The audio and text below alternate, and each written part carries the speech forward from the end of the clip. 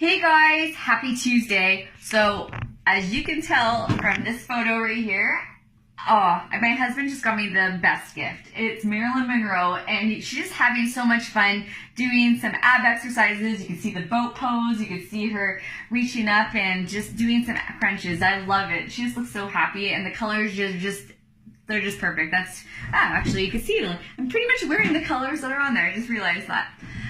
That's not why I came on here today. I really wanted to talk to you guys about hating your body and the language that you talk to yourself and how to start changing that habit. And I'm not going to go into that right yet because I want you guys to understand that it's always hard to talk about because I don't like to talk about me, but I know I need to because I want you guys to know that this is a safe place for you guys to talk about yourselves, and I want to be able to help you through challenges that are keeping you back.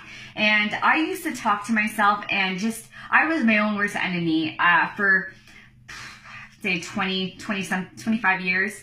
It wasn't until I decided to make that change, and that change that happened in an instant. But that scrutiny and that pain that I was feeling for a long period of time, I felt like I could not talk to anybody about it.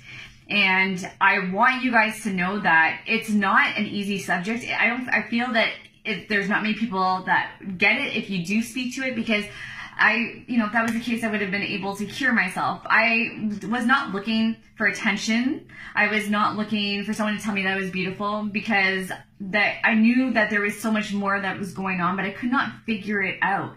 I used to just look in the mirror and I would start crying. I hated going shopping with my friends because I felt so ugly inside, and I felt like anything I put on, I would be just tugging at it and just changing it, sucking my tummy in, and to the point where I would be red hot I'd be so hot in the change room, and I start sweating, and I just want to rip off my clothes.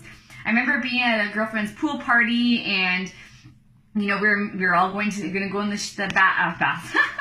We were all going to go in the pool, and I started changing, and I just looked over at someone, and they just had their bathing suit on, and I'm just like, fuck, I just fucking hate how I feel. And that's exactly how I felt. I just basically put my towel back on and changed back into my clothes, and they're like, man, I thought you were coming to go in the pool with us. And I was just like, nope. And I left probably 5 minutes later and just cried the whole way home. I literally felt so trapped in my body, and why does this happen to me? Why am I so not worthy? Why am I not like everyone else? Why am I not happy?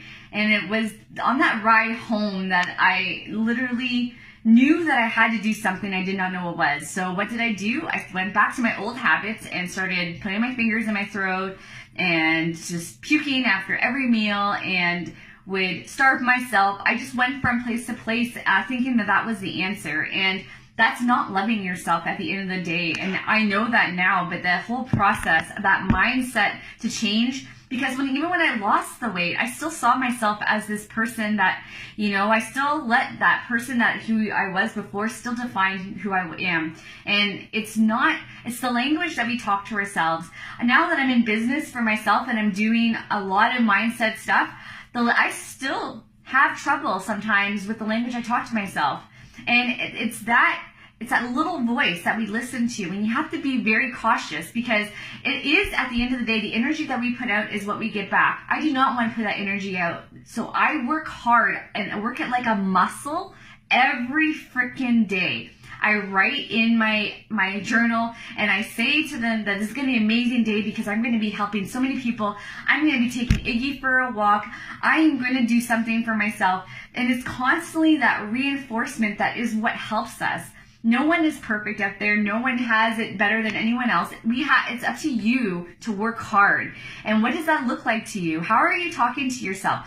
I would honestly, if I was you guys, what I would do, because I had to do this too, I literally had to start being grateful for the smaller things, and that was going for a walk, feeling the skin on my body, feeling the sun on my body, smelling the tulips because it was springtime. I remember this like it was yesterday, because that was literally the little changes. And when I come back from the walk, I felt a little lighter, that little bit, and that was a win. Those little wins are big wins when you're making a transformation and there's something that you want to do to change yourself from within.